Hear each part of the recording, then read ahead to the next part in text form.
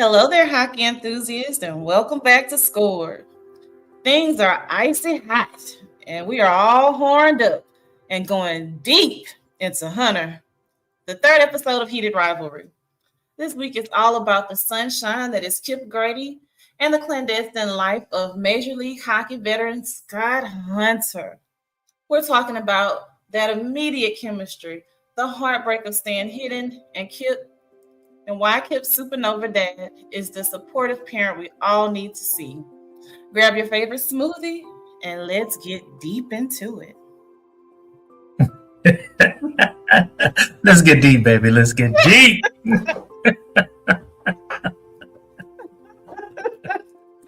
My goodness. Ooh, this is our icy hot episode. Just cold and hot all at the same time.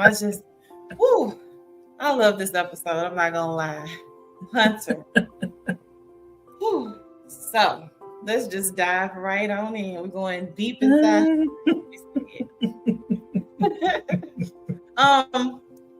So we kind of start the episode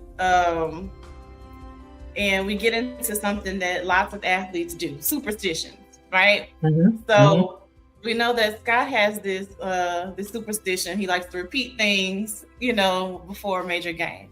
So do we think he's actually that superstitious about a blueberry smoothie, or was this just a high stakes excuse to keep seeing Kip? I think it was both. Just to keep it a buck. I think it was both. I think it was a bonus that he could see Kip. But definitely superstition rules the day when it comes to sports teams. Look, I thought it was just cute because I clocked it nearly immediately. I'm like, oh, you're flirting. Oh, you're flirting. And I thought it was just so cute. I enjoyed watching them play out. But you know what? I'm going to say this. At the beginning, like when I'm watching just that episode, I had absolutely no idea that Scott Hunter was in the closet. Not to say that I thought he was gay, just the way in which he was acting and interacting. You would have I would have just assumed that he was out. Yeah, and then he just genuinely seemed like a nice guy. Yeah. I fell in love with him. Just him and Kip. Just oh my god. Okay. Yeah. Speaking of the repeated superstitious behavior, the extra banana innuendo.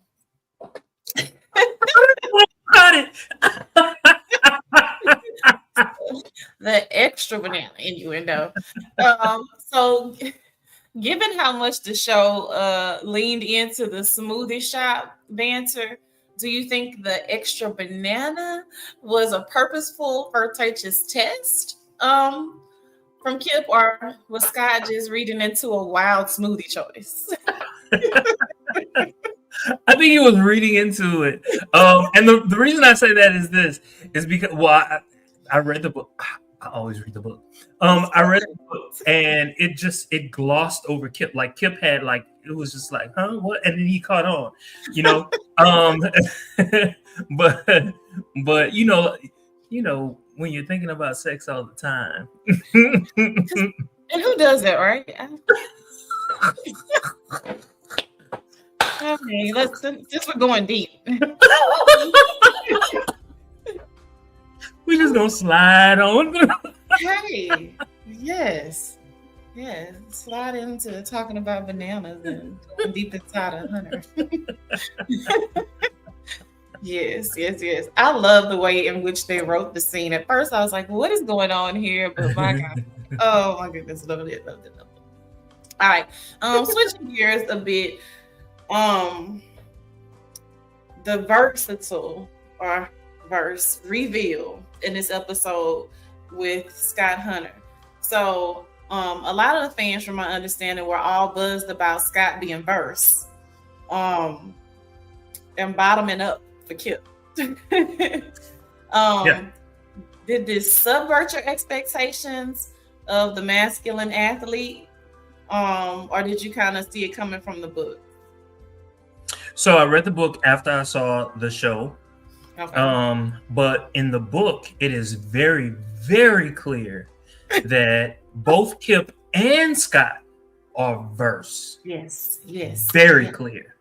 Oh, look, oh yeah, this is so good. Like, it's just like I cannot express how much this was literally one of my favorite episodes. And I'm like, just one of those that you just don't want to walk away from the screen, don't want to pause for the bathroom, anything, because you do not want to miss not a second of this episode.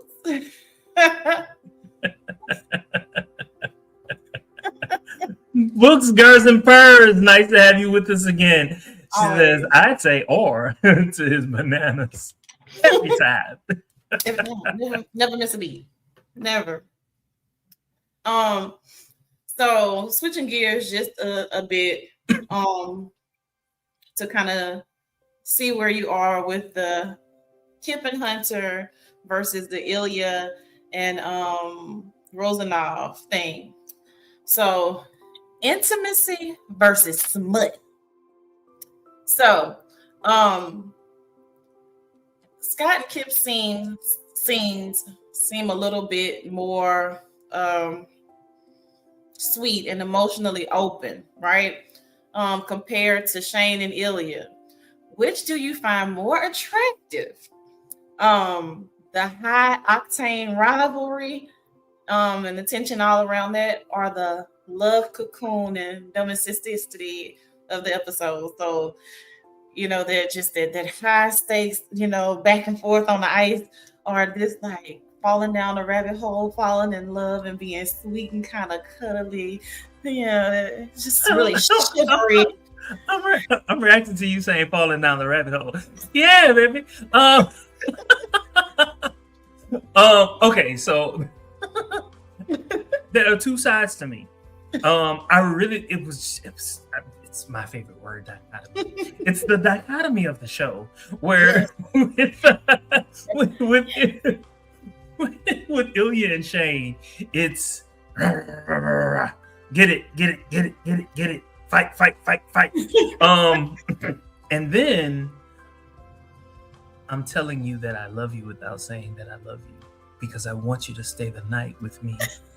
And I love the voice change. I love it. And I'm just gonna say this. People say that I'm intense all the time, and it's okay. Why don't you just stay here? I loved it. I loved it because, like, in my head, I have been there where it was just like, no, I already know you're the one, and I want you to be here forever. But I can't say it because if I say it, I'm gonna run you off. I'm gonna sound crazy. Guess what? I'm okay with sounding crazy because I just gotta go ahead and put it out there. I've been there. I've explained. I'm hanging outside your trash cans, looking and seeing what's going on, whatever. But I can't say I've ever done that. Yeah, we'll talk about that off camera.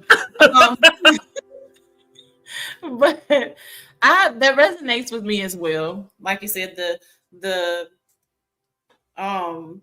dichotomy, the duality, all the things of this show, right, with these two very different couples. And I guess for me, it's what I'm in the mood for at the time, because it can be completely straight-laced. Don't touch me.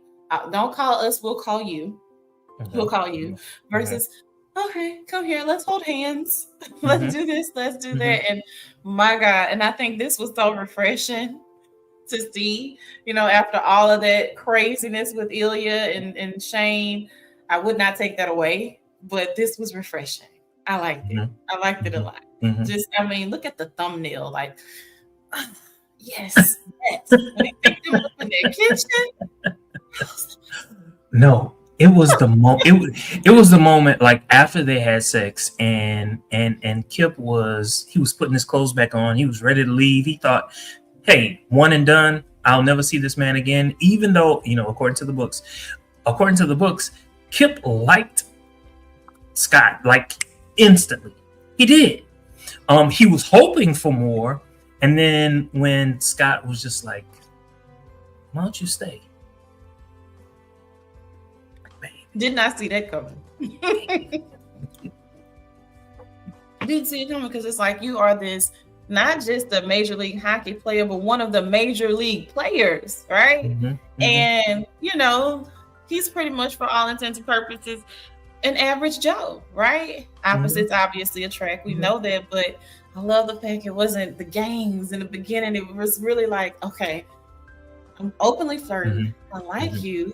All the things. Love it. All right. Well, you know, I will say this. I don't know if you have a question that's going to add something similar to it, but basically they summed up a whole book. I'll say at least 80% of a book in one episode, and it did that book justice. I mean, obviously it left a lot out, but really good job. I'm gonna have to get this page. Would you consider the book a page turner? Or is it a slow burn? I'm not gonna say. Okay, so because I saw the series before I read the book, I knew what to expect, but I was paying more attention to like the fine details, because like I wanted to know those things. So I'm not gonna say that it was a page turner.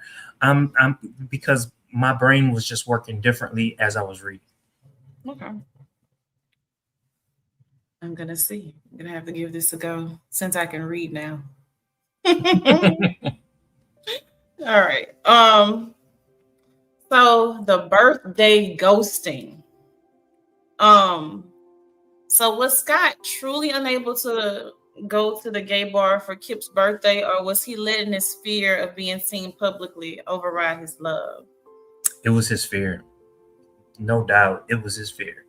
He was so first off, Kip told a few too many people, and you know he was okay with him telling, you know, old girl. That was okay. That made sense. His coworker, that would have made sense. But him asking Kip asking Scott to go to a gay club of all things, that was a bridge too far. He couldn't handle that. He just couldn't handle it. I mean, he couldn't even handle being in public with Kip. And well, in the book, Kip was way more flamboyant. In the book, he was way more flamboyant. But yeah, I empathized with Scott quite a bit, because it's like, okay, the effort is there, but he's terrified, and I kind of understood. So I didn't find myself very annoyed with Scott. I understood both of their perspectives because I've been there. Me too. Moving on. Well, kind of moving back a little bit. So the move-in speed run, you kind of went there a little bit with Scott asking Kip to move in. So, and this was just after, for what seemed like one night or whatever on the show. Is this romantic when you know, or a major red flag of Scott trying to build a secret love cocoon? Well, okay, let me be honest. After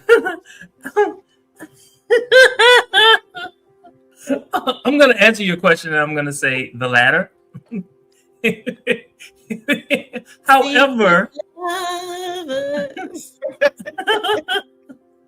However, I mean, I've like I said before, there have been times where it was just like, I know, and this is just what I want to do, and I need to do it, and eventually these things.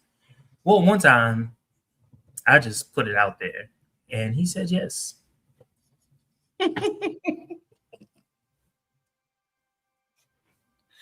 Never in life. That soon. But the one that got me. Yeah.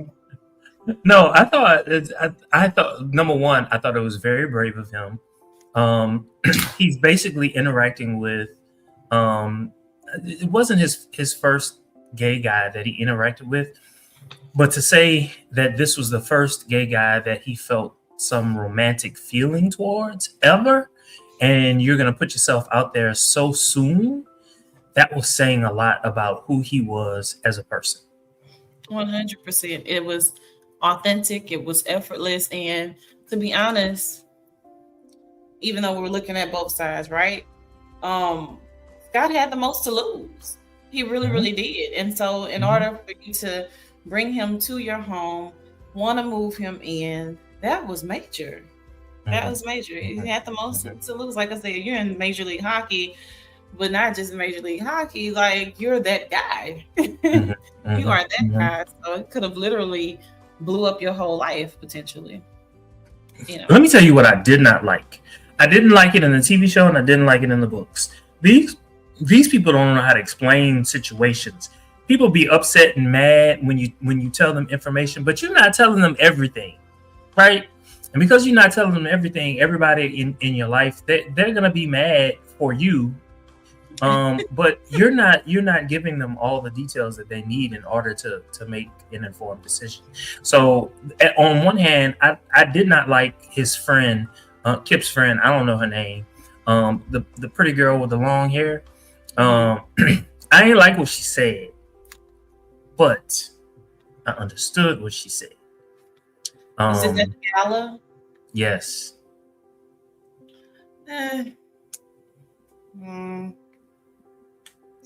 You know, I'm biased because I really like Scott. So Elena, thank you. Books, Girls, and Purrs. Her name is Elena. So I feel you. Like, okay, honey. Okay. So this episode, this side quest episode, so most of what we've seen have been just Shane and Ilya, correct? We've had flashes of Scott, Hunter, and other players here and there. So this one pretty much removes Shane and Ilya, right? From the narrative. Do you find this refreshing? Or were you kind of frustrated by the detour from the main rivalry? So initially it was jarring. I was like, what the fuck? Like, what am I watching? Is this the right show? I don't care because this is good. And I was at that particular point in time, I was like, oh, are we gonna see like 2 episodes of Kip and of Kip and Scott, and then go back to those 2, because it really doesn't matter. I found it all entertaining, especially because they were weaving all of these characters into one long story arc, especially because they were able to do the time jumps and all that other good stuff. It made sense, and yet I think at the time it was because I remember watching it and I was just like, why did we see that episode? That episode was just too good to me. Why are we not going back to them? Especially because, at a certain point, like you learn, oh, it's just 6 episodes. And it's episode, I don't know, 4. It's episode 5. And it's like, why am I not seeing these 2 again? Oh, but when you do. Yes. Yes, a great summation. You went there with your kind of frustration with Elena. Was she right to try to push Scott to come out for Kip's sake, or was she overstepping? You kind of went there already. Was she kind of overstepping into a personal career decision that only Scott should make? I think that only Scott should have made that type of decision for himself. I feel that she was overstepping. I understood where she was coming from because she needs to protect her friend. Her friend is what's paramount. I think, though, that she could have offered him a compromise. You don't have to come out to the world, but you could introduce yourself to his family. You could introduce yourself to his friends. And maybe it not be at a gay club. Maybe it could be, you know what I'm saying? Those are the things, like if she's going to have that conversation, that was the type of conversation that she should have had instead of inserting herself in the way in which she did. Right, because my thing is, I 100% feel like she overstepped. That is not something you can force or thrust. Yes, we're gonna do that every time. Anyone into. You cannot. Look, when you feel comfortable and safe to do so. And if that doesn't work for the relationship that you're in, that's understandable. That's a risk that you run, but you literally can't force somebody to do that just because of, what you think is proper and correct, because you could never possibly understand. Each person's story is different. And so, yeah, I thought she overstepped. Good friend, still out of line. Yeah. Good thing though that Scott was the type of person that he was. So he was very understanding. Like, I don't know. I don't know if I could have been as understanding as he was. I would have felt like I need to get the fuck up out of this place because too many people know my secret. She trying to tell me what the fuck to do, and I ain't ready for that yet. I ain't ready. Right. If anything, it could have backfired and sent him running. Yeah. And you really fucked shit up for your friend because he genuinely cares for your friend. So I'm glad that didn't happen.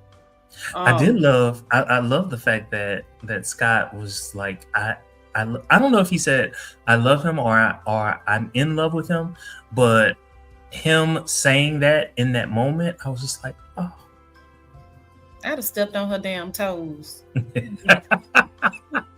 She would have to have consequences would have to be had, because you need to learn when to hold them and when to fold them. Like, get somewhere and sit down. Not everybody can be young and wild and free and do that. That's not everybody's story. Get somewhere and mind your business, little girl.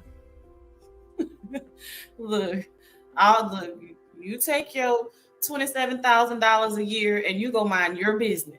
I have a lot more at play here.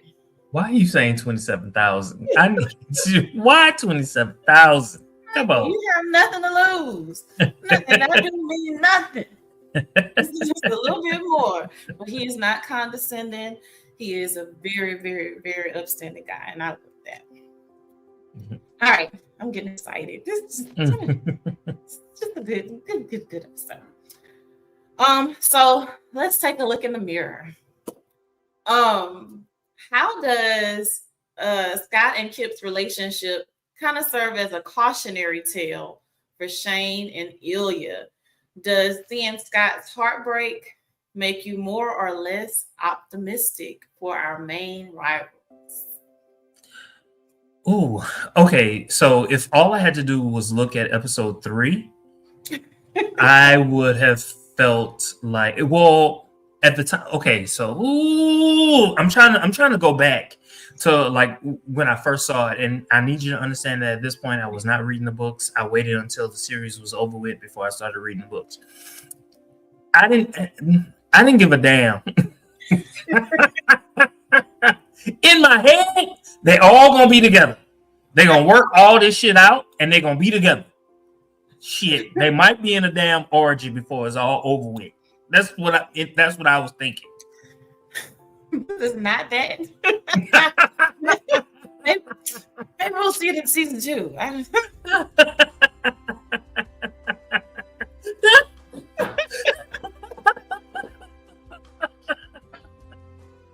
Just in case y'all haven't written that in there. And we understand that this isn't Pornhub, but hey, people can dream. People can dream. My goodness. And I was doing a lot of dreaming around that time. Not eternal emissions. Okay? Real icy hot. My goodness. Whew. All right. Going back to the gala scene. So, how do you feel the show did with handling with Kip being a cater waiter, so to speak, And Scott is a guest. How did they kind of handle the power dynamic and the tension? They being the writers of the show. How did they handle that? I guess unequal power distribution in this particular episode, and them kind of secretly flirting in a room full of hockey elite. Okay, so all right, so I'm gonna answer it like this. It was instantly evaporated. For instance, when old girl started talking about, oh puppy, we have all these models and they don't know how to serve. I don't know exactly what she said, but she definitely said, oh puppy. And at that particular point in time, I would have cussed that bitch out and I would have lost my job right then and there because I ain't no damn puppy. How about that? Beat it out. Okay. But Scott quickly said, I don't remember exactly what he said, but he was just like, it's no harm, no foul, basically, is what he said. And then he continued to have a conversation with him, which then at that particular point in time, it's very clear that he really don't give a damn. I mean, let's be honest. He saw him serving a smoothie. So what Kip made absolutely no difference to Scott. Okay, so he could care less, right? And so at that particular point in time, understanding the person that Scott is, it's really the onus is on Kip to look beyond his current station in life and look at the person. And if that's what that particular person is giving you, just go with it, baby. Come on, just go with it, baby. I love the fact that they did not write him as your typical closeted douchebag that behind closed doors, I'm beating them cakes out the frame. But when we get in public, I become ultra macho and unnecessarily mean. And so I'm glad that, because we've seen those. We know those. We know those like that. And so I'm glad they didn't write him that way. That he just across the board is a graceful person. Mm-hmm. And so he didn't take that opportunity, when Kip dropped the tray or whatever, to further beat him down in front of someone who was already being extremely condescending. Mm-hmm. So I was like, oh yes, chef's kiss. Thank you for not writing him as your typical douchebag. I was so happy about that. Mm-hmm. All right. Moving just a little bit further, the banana socks. The banana socks. So seeing Scott put those banana socks on under his game socks at the Olympics, is this a sign that he's holding on to hope, or is this a tragic symbol of him still trying to hide who he is? Oh, Jesus. I never thought of it that way. Ever. I was just very surface, like he's holding on to hope. But you saying, oh, he's hiding who he is. Oh, my goodness. Ooh, I would say both. I would say both. I'm straddling the fence, baby. I'm taking it both ways. From time to time. Sometimes we gotta straddle. And sometimes you gotta take it both ways. We love the ins and outs, the ups and the downs.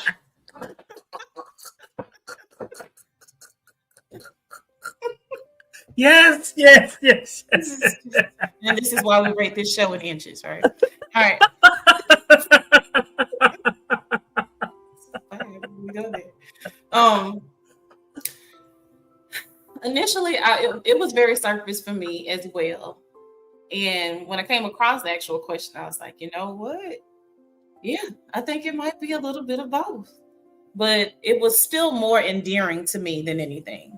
So even though it could be, a bit of both, it was still more endearing. Mm-hmm. And so I love the fact that he put on those secret little banana socks just to have a piece of him on the ice, and even though ugly socks. And to be fair, and I know that this is a reach, and this is why I'm over your public relations. Even though he covered them up with the other socks, the banana socks were closest to his skin. Okay, look at you. Whiskey. I see you going deep. Gotta go deep. Gotta go deep. Otherwise, don't go. What Janet Jackson said? We go deep. We don't get enough sleep. And we be up all night. Up. Just up. um, um, so, they go from a transition of like this domestic bliss to the art gallery doors now. Hold up. So Books, Girls, and Purrs said even the gift, the suit for Kip, was in the closet. Now, subliminals, the subliminals. Yes. And so, like when Kip read the message, and his face just went like sour. I was like, why is he going like that's a gift? And then it clicked for me. I was like, damn. Not even the suit was in the closet. Mm-hmm. Look, I didn't even think about it, but that's just about appropriate. Well written and well placed. Thank you for that, Books, Girls, and Purrs. My goodness. We need you on the show. We need you to come and visit with us and get out of the comments and get in front of this screen. Yes. So I don't have any more questions, so to speak, but I am gonna toss this one out there. Do you have an overall favorite scene or favorite moment from episode 3? My favorite would have to be in the middle of the night when Kip is getting dressed. Scott wakes up, realizes what Kip is doing, and asks him to stay. And Kip is relieved. And he says, of course. Oh, you are just a lovesick something. Just, oh my God. Oh, dang. What I did not address was, and it's not a deal breaker, but the father, Kip's father and his relationship with him. Mm-hmm. Was that not the most beautiful relationship? That, like, man, it must be nice to be loved that way. It's the type of relationship I you always hope for. Like, you want to have a relationship like that with a parent. His dad was so loving, so kind, always validated him in all the right ways, always told him how he felt about him. And I thought it was funny how it was very clear that the dad was trying to get Kip to say it back. Get used to saying it. You know what I'm saying? If you can say it to me, you can say it to somebody else. Say it. Say you love me. And then when he finally told, okay, Dad, I love you. It was like even his own walls opened, if you will, which allowed what's his name? Scott. Come in. Yeah. I'm gonna stop one day. One day I'm gonna grow up. Today is not that day. Yeah, for me it's just pretty much smutty. My favorite was literally when he picked him up in that kitchen. He was just give me more of that. I really and that's that scene that you see right here. I like it. I was just like, oh, I love that. Man, it had to be fun to record this. Oh my goodness. So just give me just a few seconds in the locker room. This had to be a really fun show to record. I don't know. When most of the people on that show, not all, but most of the people on that show are openly gay. Well, I guess, I don't know. I would just be too afraid that somebody would see. That's what I'd be thinking. I'm gonna be honest. I'd be into it. I'd be totally into it.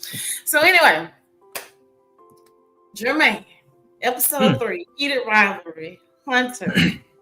How many inches are we giving it?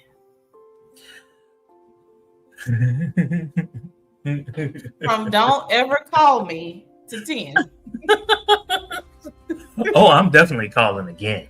I'm calling a lot of times. I'm calling repeatedly. You may have to block me.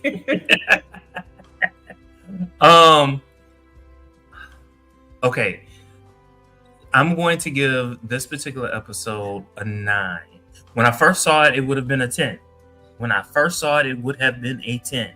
But I'm going to give it a 9. Because some of the episodes that we will see later, they deserve the 10 for me. Mm-hmm. This is a 9.5 for me.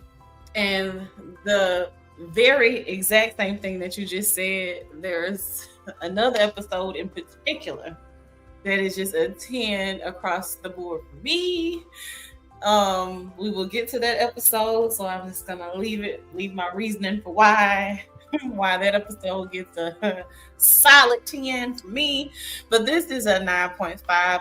I love the family dynamics, the friend kind of drama, not this perfect linear thing, but some little hiccups in the road, but also still being handled with care, even though it was imperfect. It was believable. It was 100% believable. I fell in love with these characters. And if I'm being honest, I did forget about Shane and Ilya once I started going down the rabbit hole of this episode. And it was refreshing to see. And so, yes, of course, when they got back to the Ilya and Shane drama, I was still here for it. But this was a great move. Again, shout out to the writers. Did not bore me one bit. Every single centimeter, inch of this. I'm going to say this though. For those of you all who read the books, episode 3 named dropped some people who are important to the series that follows. The most prominent one was Kyle. Kyle was the most prominent person that we might see in this particular show. Do you remember who Kyle is? Kyle is the bartender. At this particular point in time, Kyle has a major crush on Kip. Everyone knows it except Kip. Oh, yes. Now look, as you're saying it, like now I can remember. Okay. Did not know that. Right. Any other closing thoughts about this episode? So this episode is what really sold me to this entire series. All before it was, I ain't gonna lie, the Russian was hot. I liked at that. Yeah, I didn't know his name. He was just the Russian. It wasn't Ilya. It was the Russian. The Russian was hot, and his bad boy demeanor wasn't. He's not really a bad boy. It's just his persona. You know what I'm saying? And what lies underneath was so appealing. And Shane reminded me so much of me. Just to keep it above. He reminded me of me, and so I was seeing myself on screen, if you will. And so like those two characters, like I wanted more. But when I saw this particular episode, I was like, I've got to keep watching this. This is it. When does Thursday get here? I can't wait. Come on. And at this point, after episode 3, that's when I started sending those text messages to everybody. You got to watch this. You got to watch this. You got to watch this. You got to watch this. So that's when this episode came out, that's when I sent you that text. You got to watch this. Look, so listen, they have this show out.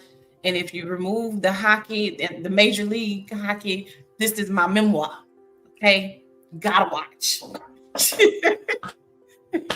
And don't mind some of the hues that you see in the show. Other than that, this is my memoir. 100%. So Books, Girls, and Purrs says, do you think when Ilya talks shit to Hunter, he's actually flirting with him? I know the answer to that, but I'm gonna Ilya. 100%. This is hardcore flirting. Just to kind of keep that that competition going. You know how sometimes if something's too easy and too simple, it's boring. And so because they're natural competitors and rivals, obviously, you have the fun and the little hidden secret of, okay, we're fighting each other, but at the same time, like, we are going to wear each other out after this. And so he is definitely flirting from the beginning. Oh, yes.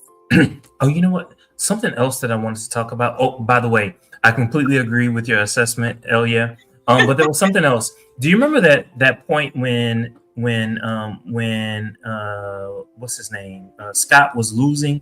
He lost first to Ilya, then he lost to Shane, and then he was huffing, and he was just like, "You're starting to sound just like him."